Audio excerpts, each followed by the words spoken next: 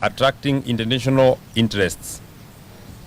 Are you aware that the US Safe House Foreign Affairs Committee has urged the USA government to take Americans home for treatment and not dump them in foreign countries? We join the people of Kenya, the health professionals, in saying no to this Ebola facility in Nanyuki or elsewhere within the territory of the Republic of Kenya. Kenyans' interest must come first, Mr. President. On the second issue, like all other Kenyans, we are greatly alarmed by the targeted, well-oiled ethnic profiling of the people of the Mount Kenya community. This leaves us with no choice but to tell the people that they are under siege from the man they voted for as president, Mr. William Ruto.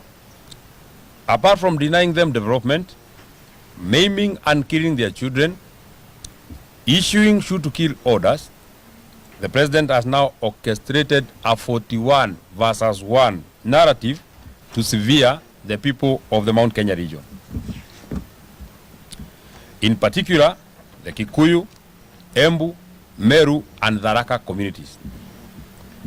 From the outset, we want it to be publicly known that any violence, destruction of property, and loss of life in Mount Kenya region is state-sponsored. The chief financier of this scheme is the Cabinet Secretary for Interior, Mr. Kipchumba Murkomen, and the PS for Interior, Mr. Raymond Omolo, while the executor is one Mr. Moses Kuria. We want to remind Mr. William Ruto a simple story of the former president of Liberia, Mr. Charles Taylor. He is still serving a 50-year jail term in a British prison following his involvement in civil war in Sierra Leone for crimes against humanity, including murder, rape, among others. To Mr. Moses Kuria, Mr. Kipchumba Murkomen, Mr. Omar Hassan, Mr. Raymond Omolo, be reminded of Rwanda's Felicien Kabuga. Kenyans have not forgotten the 2007-2008 post-election violence. Mr. William Ruto, the then Eldoret North MP, crafted a 41 versus 1 narrative to isolate the people of the Mount Kenya region. We remember that over 1,300 Kenyans lost their lives. Hundreds of thousands of Kenyans lost their property and homes. Some Kenyans are still in IDP camps 20 years later. Mr. William Ruto and the UDA Secretary General, Mr. Omar Hassan, a notorious hate monger and tribal terrorist, have a better story to tell. We do not know what bitter obsession the two leaders have with the people of the Mount Kenya region. 20 years later, we know that Mr. William Ruto is more vicious, is more bold, is more brutal, is more bitter, is less caring, is too bloodthirsty, is well networked, is more resourced, is better experienced to cause electoral violence and state-sponsored violence and terrorism. This is just to subvert the will of the people and ruled by the iron fist in the 2027 elections. Mr. William Ruto, we want to advise you and your warmongers that Kenyans are more superior and more enlightened. The world is more alert, and ICC is closer to you than ever before. The world must watch the brewing state-sponsored violence and culture of goonism in Kenya, courtesy of Mr. William Ruto and his mafia. He is more emboldened by the fact that his former lawyer, Mr. Karim Khan, is the chief prosecutor at ICC. 2027 is not 2007. 2027 is not 2007. And neither is 2007 2027. This profiling, tribal and ethnic incursion, and smear campaign will not be tolerated. The people of the Mount Kenya region are free to live anywhere in this country and do business with others. Fellow Kenyans, We want to take you back to the Gen Z protests of the year 2024 and the year 2025 and the subsequent Sabasaba Day protests.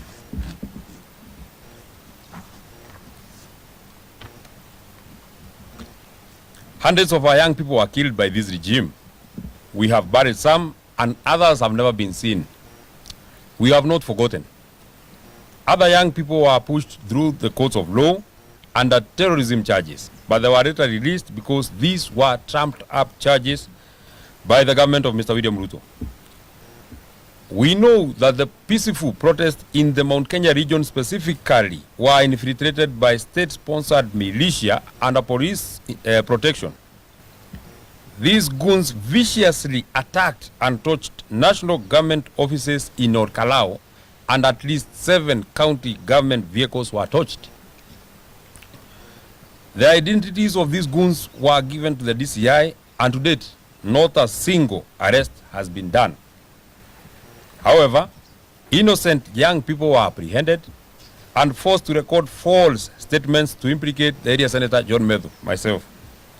Fortunately, these statements could not make a case when the government learned that the days before and after the mayhem, the senator was out of the country on official duty. In Kikuyu town, locals were torched and sections of the sub-county offices, vehicles and machinery were destroyed by goons well coordinated by the government to lay blames on the innocent and peaceful residents of Kikuyu town and blame it on the opposition. In Naivasha town, Power Star supermarket was petrol bombed and small businesses have never recovered. 8 trucks belonging to Kanini wholesalers were torched. Ketia supermarket was broken into and shelves emptied, while Nganga's hotel was completely vandalized. In Kabati, Kandara constituency, Muranga County, county supermarket was looted dry. The proprietor sounded an alarm 3 hours before the looting began, and not a single police officer showed up. The culprits were non-locals, guarded by police in plain clothes. In Meru town, Maguna's supermarket was torched in broad daylight to lay blame on the DCP National Organizing Secretary, the Honorable Midhika Linturi. Video clips of police officers and goons torching the supermarket went viral online. No arrests were made, no arrests have been made. In Githurai, Kasmat supermarket was broken into and looted. It took over 4 hours before the police responded. Concurrently, the cooperative bank breaking took 2 hours in the same area, and no police officers appeared at the crime scene of crime.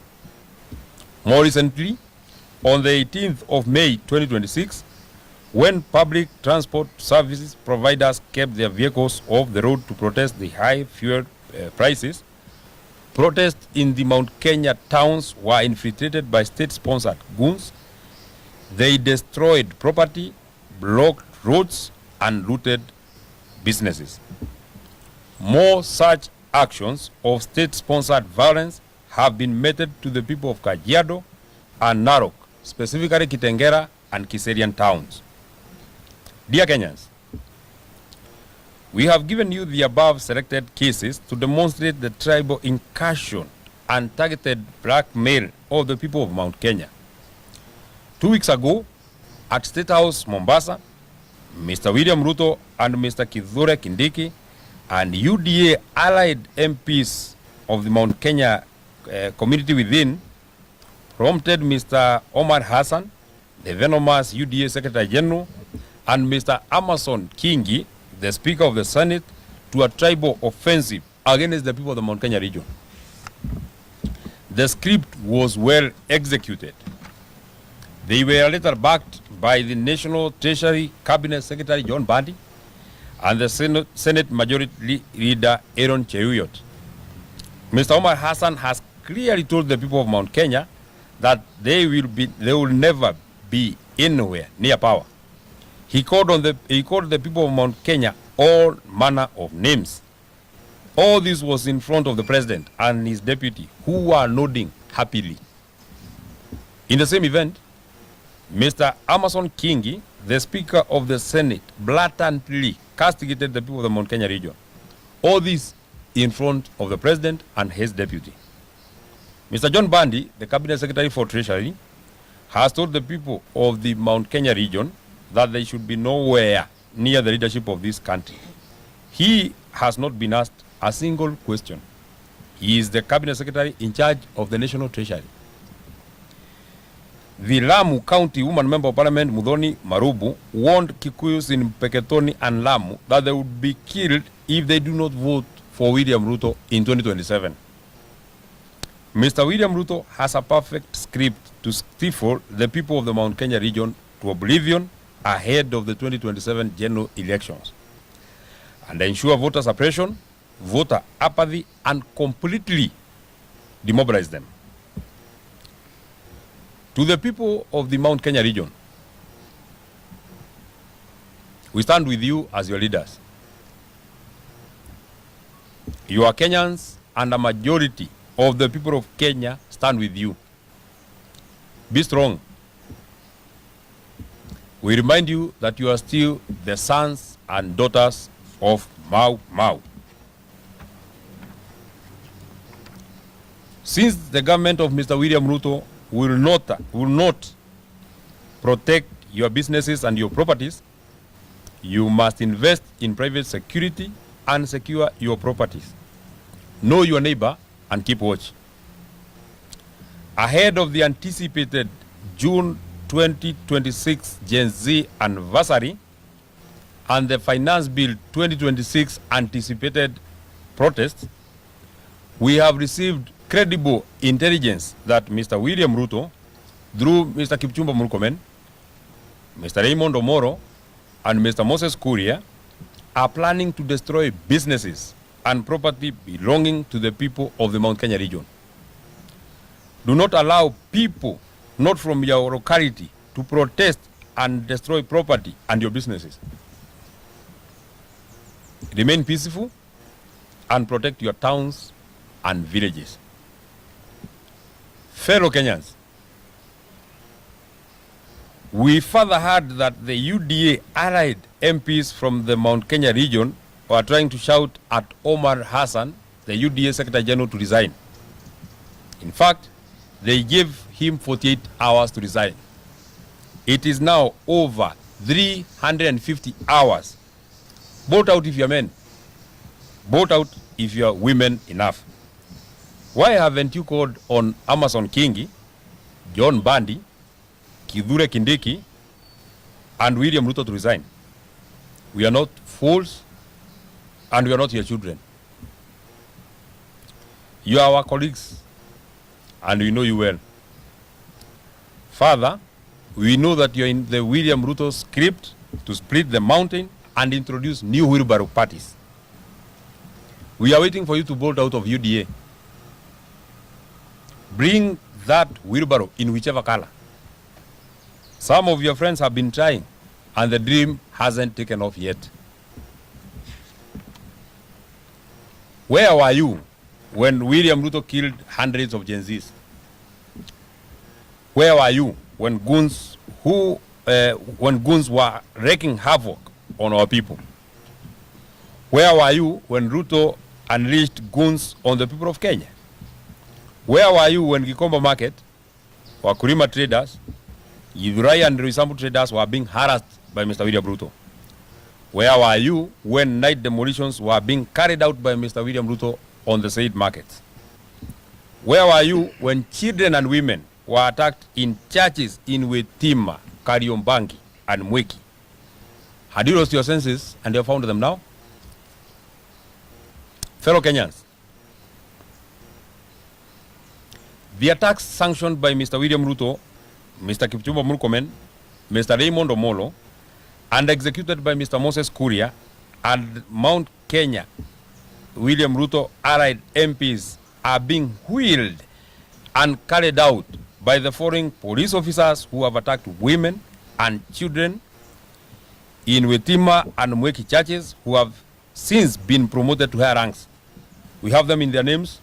We also have their service numbers. The team leader for the Nairobi Sierra Group is Mr. Major Nicholas Mwachovi. The other members of the group are Corporal John Maina, Corporal Vincent Maronga, Peter Matu, Owen Kagia, David Uchieng, Eric Obiero, Jeff Mutweri, Jackson Kioko, Kefa Okuoyo. Finally, we want to urge the people of Kenya to remain vigilant. Your life is in your hands. Do not expect William Ruto to take care of your security when he cannot even secure himself. His mind is full of violence. That is the end of our statement. Thank you very much. Asanteni sana. It is very comprehensive. You need not to ask questions. Asanteni sana.